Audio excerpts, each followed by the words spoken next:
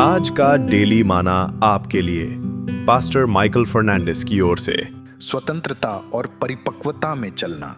ठेस, अपराध, नाराजगी हमेशा एक विश्वास करने वाले के जीवन पर असर डालती है, लेकिन ठेस पर विजय पाना भी उतना ही असर डालता है। जब ठेस को दिल में रहने दिया जाता है तो वह दिल को कठोर बना देती है और आत्मिक बढ़ोतरी को धीमा कर देती है। लेकिन जब ठेस का सामना किया जाता है और उसे छोड़ दिया जाता है तो वह परिपक्वता, शांति और स्वतंत्रता पैदा करती है। दूसरे शब्दों में, हम या तो उस चोट से आकार लेते हैं जिसे हम पकड़े रहते हैं, या उस चंगाई से जिसे हम चुनते हैं। जब ठेस विकास को सीमित करती है, तब ठेस से मिली स्वतंत्रता आत्मा को परिपक्व बनाती है। इस यात्रा का अंतिम लक्ष्य केवल ठेस से बचना नहीं है, बल्कि ऐसा हृदय विकसित करना है जो अन्याय होने पर भी प्रेमी, सीखने योग्य और शांत बना रहे। पवित्र शास्त्र परिपक्वता को पूर्णता के रूप में नहीं, बल्कि स्थिरता के रूप में प्रस्तुत करता है। पर ठोस भोजन उनके लिए है जो सयाने हैं, अर्थात उनके लिए जो अभ्यास के कारण अपने विवेक को इस योग्य बना चुके हैं कि भले बुरे में भेद कर सकें। इब्रानियों 5:14। आत्मिक परिपक्वता इस बात से प्रकट होती है कि जब हमें ठेस पहुंचती है तब हम कैसे प्रतिक्रिया देते हैं, न कि तब जब सब कुछ ठीक चल रहा हो। ठेस से स्वतंत्रता एक निर्णय से शुरू होती है, भावना से नहीं। क्षमा पहले आज्ञाकारिता का कार्य है, बाद में भावना। यीशु ने साफ साफ सिखाया, अपने शत्रुओं से प्रेम रखो, जो तुम्हें शाप देते हैं उन्हें आशीष दो, जो तुमसे बैर रखते हैं उनके साथ भलाई करो। मत्ती 5:44। यह आज्ञा कमजोरी में नहीं बल्कि अधिकार में जड़ी हुई है।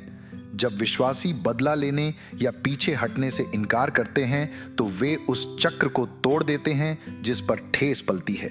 जिसे ठेस बढ़ाना चाहती है, प्रेम उसे तोड़ देता है। बहुत से लोग क्षमा करने के बाद भी लंबे समय तक दर्द को याद रखते हैं और इससे भ्रम पैदा हो सकता है। चंगाई हमेशा स्मृति को मिटाती नहीं है, वह नियंत्रण को हटा देती है। घाव अब प्रतिक्रियाओं, निर्णयों या बोलने के ढंग को नियंत्रित नहीं करता। दाऊद ने बुद्धिमानी से प्रार्थना की, मुझे चंगा कर हे प्रभु, तो मैं चंगा हो जाऊंगा, मुझे बचा और मैं बचा रहूंगा। यिर्मयाह 17:14। चंगाई परमेश्वर का काम है, लेकिन समर्पण हमारा है। एक चंगा हुआ हृदय बार बार नुकसान के बिना कोमल रहता है। प्रभु यीशु ने केवल क्षमा नहीं की, उन्होंने स्वयं को पिता के हाथों सौंप दिया। यूहन्ना 2:24।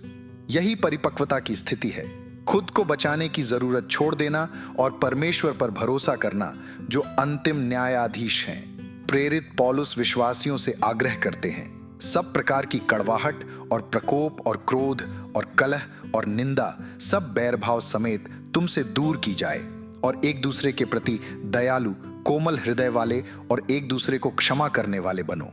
इफिसियों 4:31-32। कोमलता नासमझी नहीं है, यह नियंत्रण में ताकत है। जब ठेस पर विजय पाई जाती है तो शांति स्थायी हो जाती है, संबंध स्वस्थ बनते हैं और विकास तेज हो जाता है। विश्वासी अब आसानी से हिलता नहीं, आसानी से क्रोधित नहीं होता और आसानी से पीछे नहीं हटता। प्रभु यीशु ने कहा, इससे सभी जानेंगे कि तुम मेरे शिष्य हो, यदि तुम एक दूसरे से प्रेम रखते हो। यूहन्ना 13:35। ठेस से स्वतंत्रता केवल व्यक्तिगत नहीं है, यह एक गवाह है। आइए हम साथ मिलकर प्रार्थना करें। हे पिता, मैं ठेस के बजाय स्वतंत्रता चुनती हूँ। मेरे हृदय को अपने जैसा रूप देने के लिए आकार दो। मेरा जीवन प्रेम, बुद्धिमानी और परिपक्वता में प्रतिक्रिया दे। यीशु के नाम में, आमीन।